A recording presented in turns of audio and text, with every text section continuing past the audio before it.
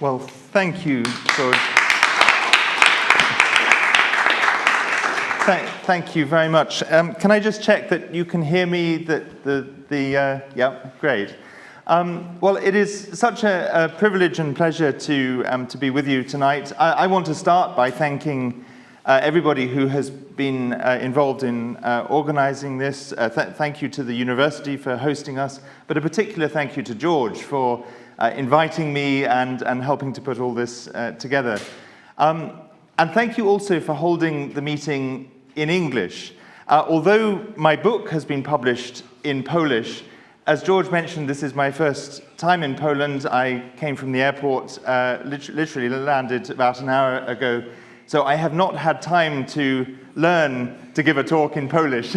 In fact, I don't speak any Polish, so I'm grateful to you for your forbearance in doing this in English.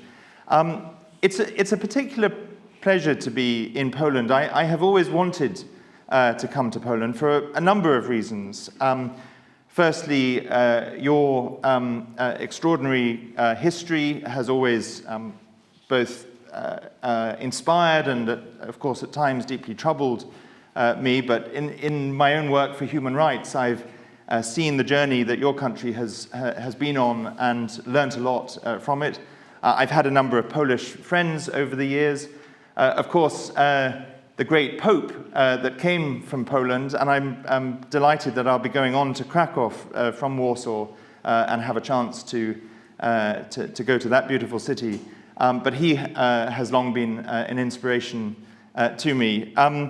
And I also have a personal reason for have always wanted to come to Warsaw in particular, and that is that when my parents got together before I was born, the first overseas visit that they made, and this was in probably about 1972, 1973, at the height of the Cold War, a very close friend of theirs, who was actually the person who introduced them to each other, was serving as a British diplomat here in Warsaw.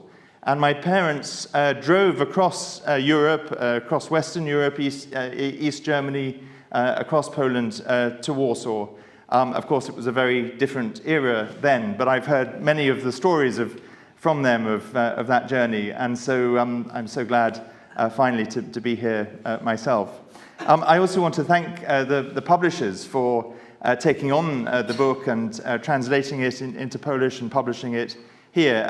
It is now out, as you can see, in Polish, and it's also just come out in Chinese, and I hope it will come out in other languages in due course. So I thought what I would do is talk about the issues that the book highlights, and a little bit of my own personal journey with China over the last 30 years, and sort of unpack, not in too much detail, because I hope you will go on to read the book, but in enough detail to give you a flavor of it. Why did I write the book? Well, I wrote it because I felt that although there are many books on China today, there are very few, indeed, if any, until this one, that really look at the human rights issues in China all together in one volume. There are books on Tibet, for example. There are books on Hong Kong. There are books on the Uyghurs.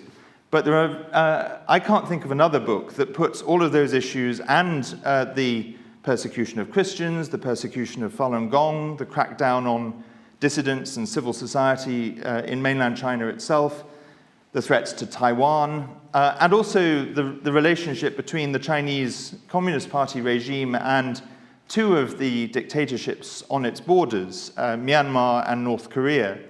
And so that's what I attempted to do in the book, to draw all these threads together, really as a wake-up call for the world to see both the severity of the repression across all the territory under the Chinese Communist Party's control, but also increasingly the challenge and the threat that regime poses to the free world itself. I carried out more than 80 interviews for the book with survivors of persecution and repression, with experts and journalists and diplomats. And one very special interview that I was very privileged to be able to do, admittedly not in person but in writing, but was with His Holiness the Dalai Lama, who gave me an exclusive written interview and permission to quote him in the book. And as I'll go on to say later in the presentation, I then, once the book was published, had the opportunity to visit Dharamsala and present a copy of the book to the Dalai Lama, which was a wonderful opportunity. But I want to emphasize that, and this comes through in the first chapter of the book, which is in a way the most personal part of the book. The book is not intended to be a personal memoir, it's really about the issues. But I wanted to put it in a personal context because I wanted to emphasize that I am not anti-China. In fact, I love China as a country and its diverse peoples and its culture and its rich history. It's the Chinese Communist Party regime that I oppose. They will, and they do constantly say that people like me are anti-China, but I think it's very important to make that distinction. I'm not anti-China, I'm anti the regime and its behavior. And one of the reasons I say that I'm not anti-China, I love China, is that I first went to China when I was 18 years old for 6 months before going to university to teach English. And I went out firstly through Beijing. I had a few days in Beijing on the way. When I arrived in Beijing, I had flown through Karachi in Pakistan on Pakistani International Airways. And when I arrived in Beijing, I found that my luggage was still stuck in Karachi.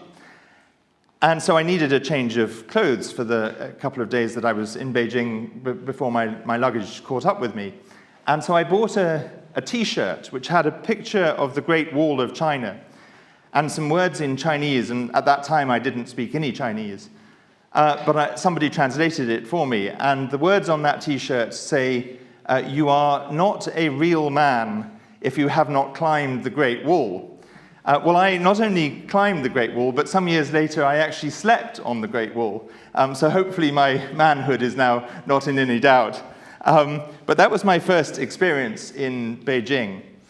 It was, of course, 3 years after the Tiananmen Square massacre, and this year we mark the 35th anniversary of that tragic massacre.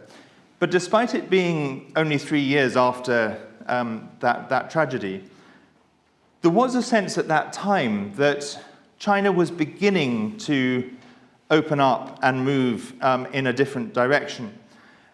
Throughout the 1990s and the first few years of the 2000s, there was a sense that China was relaxing, that there was more space.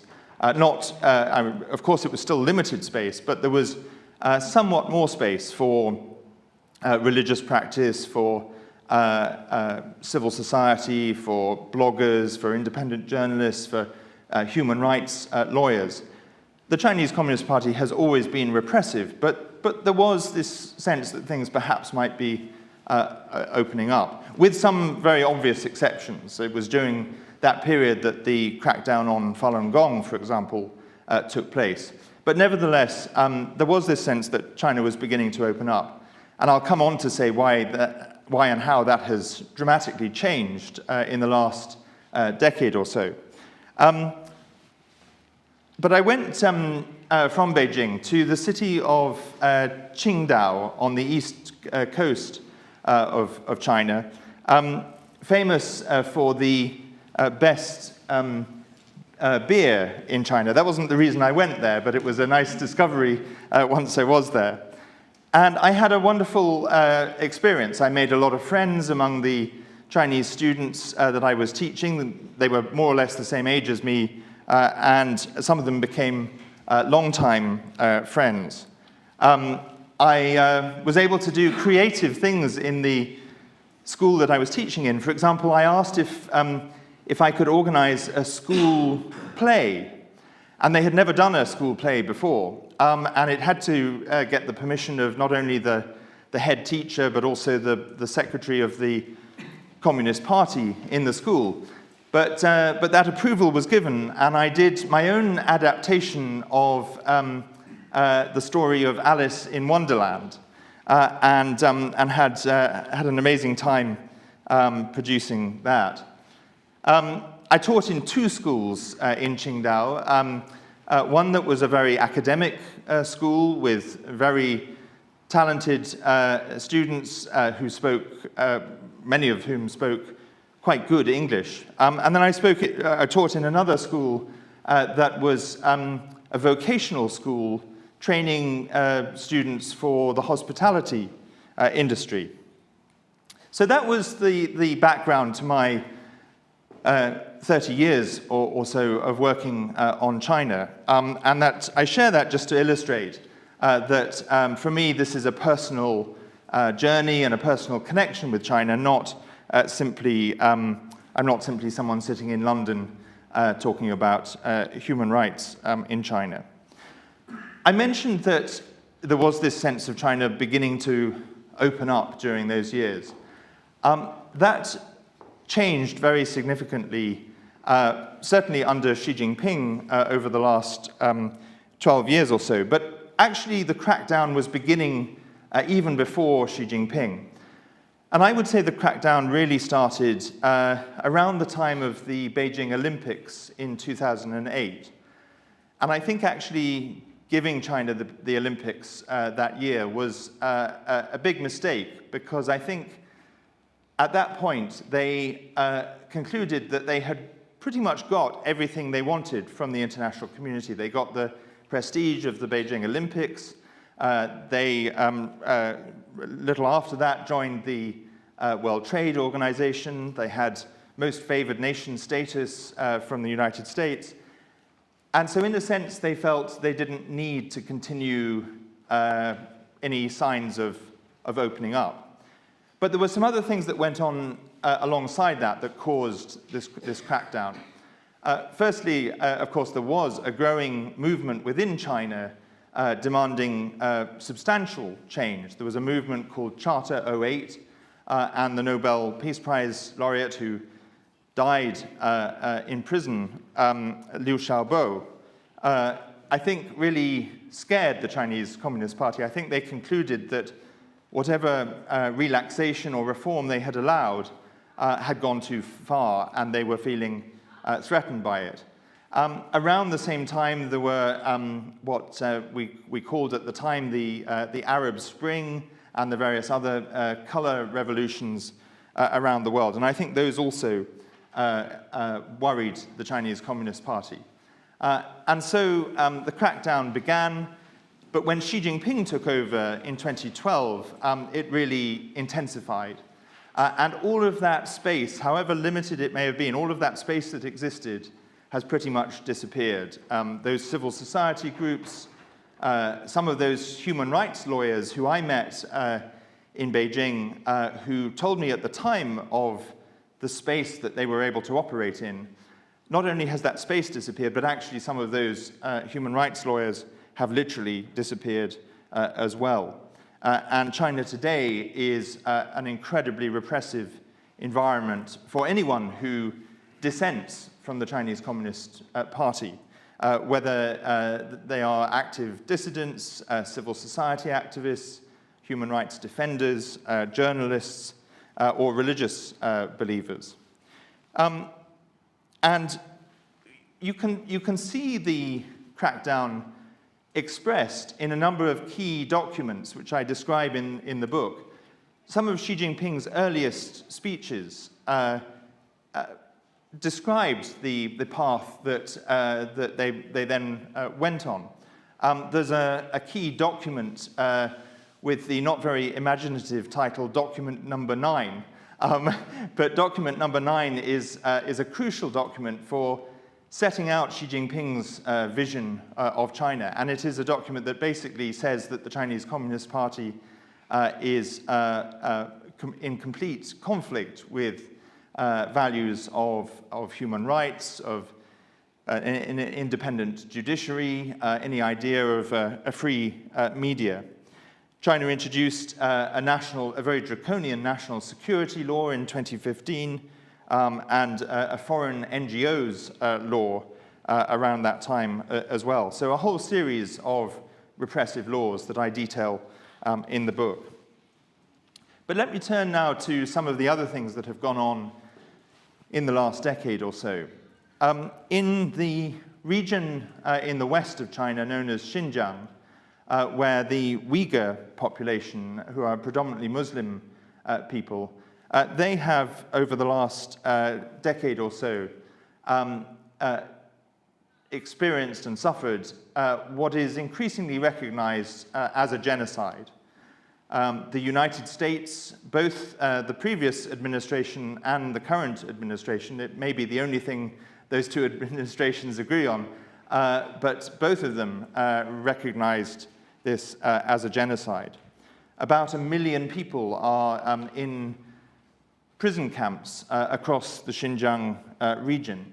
Uyghur Muslims face severe religious persecution. Uyghurs who carry out just normal, everyday religious practice, praying, fasting, reading the Quran, abstaining from pork or alcohol in accordance with their beliefs, having a beard of a certain length. Any of those things can lead to their arrest and their incarceration in a prison camp. And in those prison camps, they have been subjected to widespread, and beyond the prison camps as well, widespread forced labor, forced abortions, forced sterilization, sexual violence, and torture. And I think, in particular, the use of forced abortions and forced sterilization suggests the intent of the Chinese Communist Party to stop the growth of the Uyghur population under the terms of genocide, to eliminate in whole or in part. And that's why increasing numbers of people around the world are concluding that it is a genocide. I'll come back to that point about genocide in a few moments. But Xinjiang is also one of the regions under the Chinese Communist Party where the surveillance state has been rolled out, and the use of artificial technology, of facial recognition, of just basic surveillance cameras on pretty much every street corner in Xinjiang is illustrative of the Orwellian surveillance state that is the Chinese Communist Party. The book tells the first-hand stories of a number of Uyghurs who I was able to interview, and the three people pictured here are all quite prominent exiled Uyghur activists, but all of them have had to cease any contact with their family back home because it's too dangerous to maintain contact. They believe that some of their relatives have ended up in the prison camps. But also all of them receive fairly constant harassment and threats from the Chinese regime, even in exile. And that's one of the challenges, I think, of this regime, not only the repression within China, but the transnational repression that it exerts as well. Coming back to the issue of genocide, I was very concerned that a few years ago that not enough people were recognizing this as a genocide. And I felt that there would be real value in having an independent body, so not a government or a parliament that China could accuse of having a political agenda, but a totally independent body that has no political agenda, make an independent determination on this question. And so I approached a very prominent British barrister called Sir Geoffrey Nice, who had been the prosecutor of Slobodan Milosevic. And I introduced him to some Uyghurs, and I asked him if he would consider looking at this question. And he said, well, why don't we establish an independent tribunal? And so that's what we did. And he recruited a number of other people, not all of them lawyers. His idea was to have some lawyers and some non-lawyers, so academics, medical experts, and others, to have a whole series of evidence sessions. And I forget exactly how many hours and how many witnesses they called, but over the course of about a year, they had several public hearings and hundreds of people giving evidence, both survivors, Uyghurs themselves, but also academics, experts, human rights organizations who had researched the situation. And at the end of about a year, the Uyghur Tribunal published its report with their conclusions. And I remember going to the presentation of the report, and I didn't know what the outcome would be, but I felt somewhat, at least partially responsible, because I had suggested the idea to Sir Geoffrey Nice, and I'd put him in touch with Uyghur groups. And so I thought if the tribunal comes to a different conclusion, a conclusion that this is not a genocide, then I will not look very good in front of my Uyghur friends. But I thought, but that's the value, and that's the risk we took because of the value of having a genuinely independent body assess this. And I heard Sir Geoffrey Nice read out the judgment. It was very long. And count by count, meticulously, with reference to the definitions in the Genocide Convention, he went through one by one saying, on this count, genocide not proven. On this count, genocide not proven. On this count, genocide. And my heart was sinking. I was thinking, wow, this is not the way I thought it would go. And then he came to forced sterilization and forced abortions. And he said, on these two counts, the tribunal considers genocide is proven beyond reasonable doubt. And that was the power of this tribunal, that it didn't use the word genocide lightly. It didn't throw it around loosely. It went through meticulously and with the expertise of lawyers, based on the evidence they had received, and found on those two counts in particular that genocide had been proven. And I have a whole chapter on the Uyghurs and quite a large section on the tribunal in the book. Let me turn to Tibet now, which I also cover in a chapter. Tibet, I think, has for decades been the Chinese Communist Party's laboratory of repression. It's the place that has suffered longest under the Chinese Communist Party's rule. It's the place where the regime has practiced religious persecution, surveillance technology, different forms of torture for longest. And now the latest development is they have established boarding schools where they separate Tibetan children from their families and separate Tibetan children from their Tibetan language, Tibetan Buddhist religion, and Tibetan identity. And their whole agenda is basically to sinicize the next generation of Tibetans. I mentioned that I had the opportunity to meet His Holiness the Dalai Lama, and I often think that the Chinese Communist Party could not wish for a more reasonable opponent in the Dalai Lama. His message is entirely peaceful, entirely non-violent. His message is still, even now, after all these decades of repression, that he wants dialogue and he wants compromise and he wants Tibet not necessarily to be independent, but to have its culture and religion and identity and autonomy respected. And yet the Chinese Communist Party continues to vilify him and repress his people.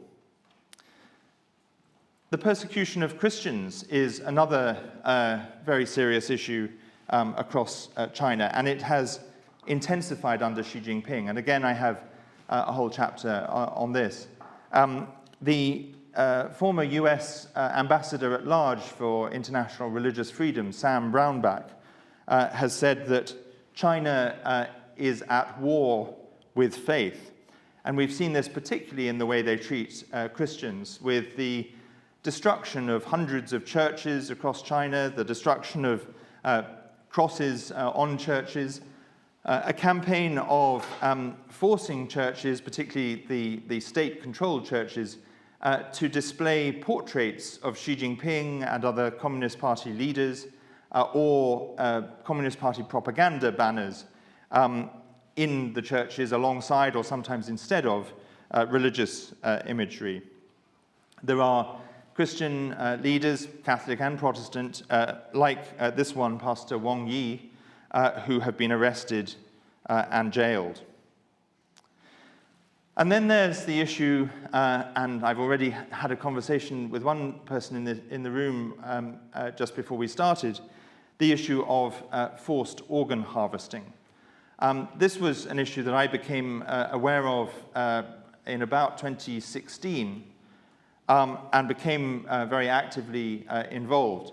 And there are a number of experts who have published really meticulously researched reports showing that particularly Falun Gong practitioners, but not exclusively, have been targeted for their human organs that are then sold and made available both within China, but also for foreign transplant patients to get transplants very quickly. And one of the reasons that this came to light was that the number of transplant operations in China and the availability of organs at very, very short notice, far shorter notice than is possible in any of our Western societies, was extraordinary. And so that raised the question, well, where are these organs coming from if you can have a transplant and find a matched organ at incredibly short notice? Again, I turned to Sir Geoffrey Nice, the same person who led the Uyghur tribunal, and I asked him if he would look at this issue, and he held a tribunal on this as well. And the tribunal concluded that forced organ harvesting is happening on a widespread scale and that it is a crime against humanity. And the final words of the China Tribunal on Forced Organ Harvesting judgment was that the world should be aware that when we deal with the regime in China, we are dealing with a criminal state. Let me draw towards a conclusion just with the final area that I want to highlight, and that is Hong Kong. I lived in Hong Kong for 5 years, the first 5 years after the handover, and it was my first job in life. I began my working career as a journalist in Hong Kong, and at that time, Hong Kong was one of the freest, most open cities in Asia. And Hong Kong had been handed over to China by the United Kingdom under the principle of one country, two systems. So the idea which China had proposed was that Hong Kong would be under Chinese sovereignty, but it would have a very high degree of autonomy and its freedoms and human rights protected. Well, for the first few years, that remained the case. But over the last 10 years, and especially the last 5 years, that has changed completely. The Chinese Communist Party has totally dismantled Hong Kong's freedoms and autonomy. I started to engage with Hong Kong firstly in 2014, when we saw the first large-scale protests in what became known as the Umbrella Movement in Hong Kong, where thousands took to the streets seeking democracy in Hong Kong. I started to host Hong Kong activists who came to London and help arrange meetings for them. I campaigned for the first 3 political prisoners in Hong Kong, all 3 of whom I know personally. And then I had a little bit of a turning point and a first-hand encounter with the Chinese Communist Party's repression when I decided in October 2017 to go back to Hong Kong on a visit because I was preparing to start Hong Kong Watch, which we launched a couple of months later.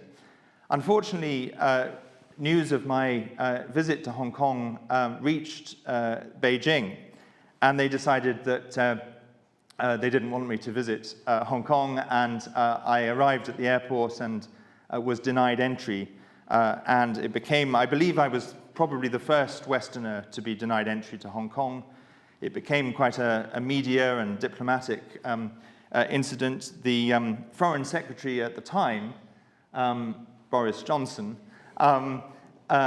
made a very strong statement and summoned the Chinese ambassador. It was raised in the US Congress. It was raised on the floor of the British Parliament. And to my amazement, I've participated in many protests over the years, but this was the first time I'd ever been the subject of a protest. Legislators, pro-democracy legislators in the Hong Kong legislature, the day after I had been denied entry to Hong Kong, staged a protest on the floor of their legislature, asking the Hong Kong government, why I had been denied entry. What did it say? I think, I can't read it fully, but I think it says something like, why did you deny entry to Ben Rogers? No, the screen actually says marginalized, mainlandized, and politicized. Yeah, so Hong Kong will become Macau, mainland, police state. Yeah. Police state, okay, yes, exactly. And then my involvement grew from there. You may recall the protests in 2019 against, initially against a proposed extradition law that would have allowed for the extradition of people from Hong Kong into mainland China. And then, of course, it turned into calls for democracy. Those protests were met with brutal police repression.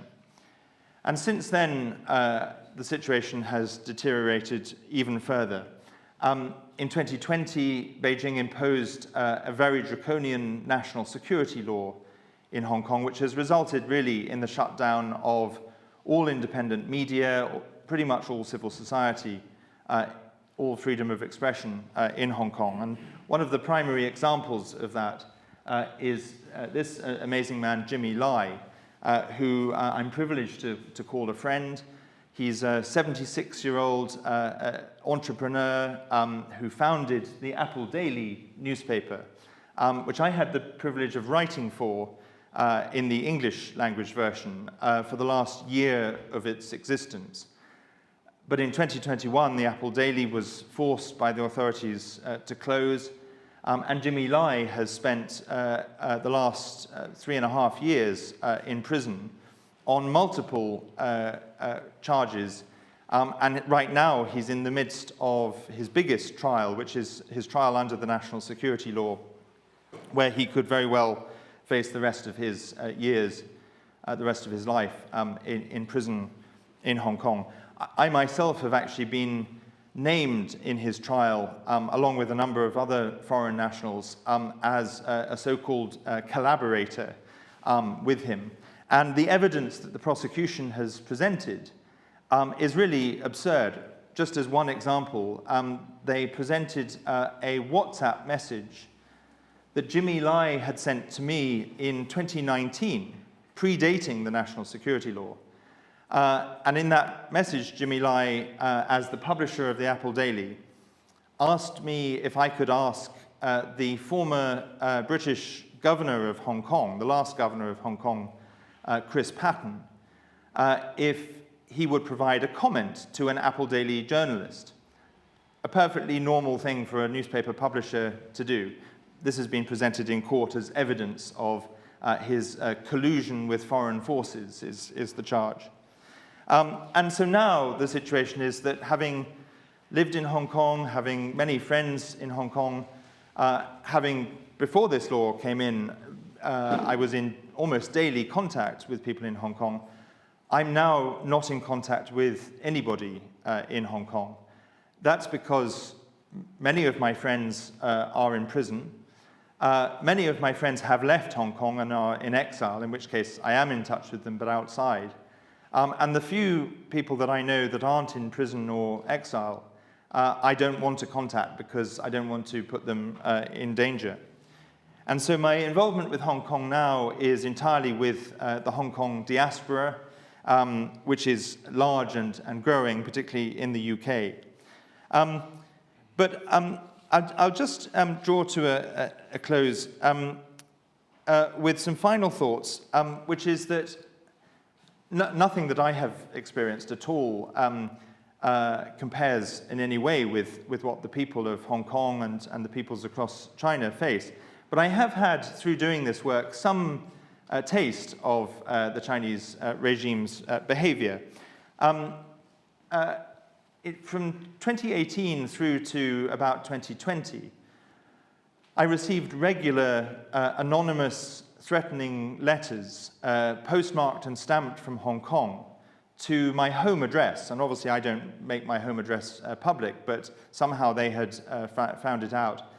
And some of these letters went to the neighbors in the street, my neighbors in the street where I live in London. The first one came with my photograph taken from the internet and the words "watch him" on it. And it said, "Dear resident, this person, me, lives in your street. He's a very dangerous individual. Please monitor his activities and find out what he's doing." Exactly the kind of thing they would do to dissidents in China. But it's bizarre that it was happening in London. My mother, who lives in a totally different part of the UK, started to receive anonymous letters telling her to tell her son to shut up.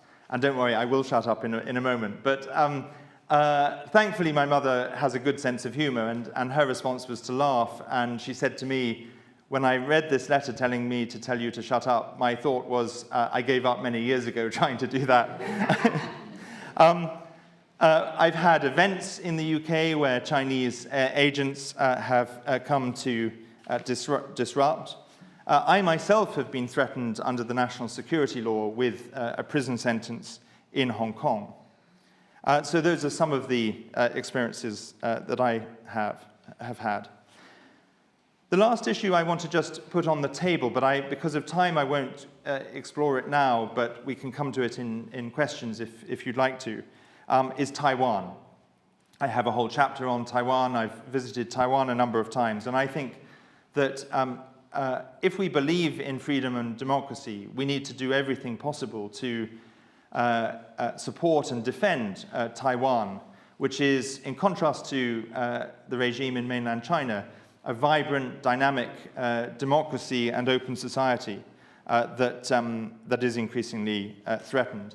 I've met Taiwanese who have been imprisoned in China because they were simply visiting China, doing business in China, and ended up in jail.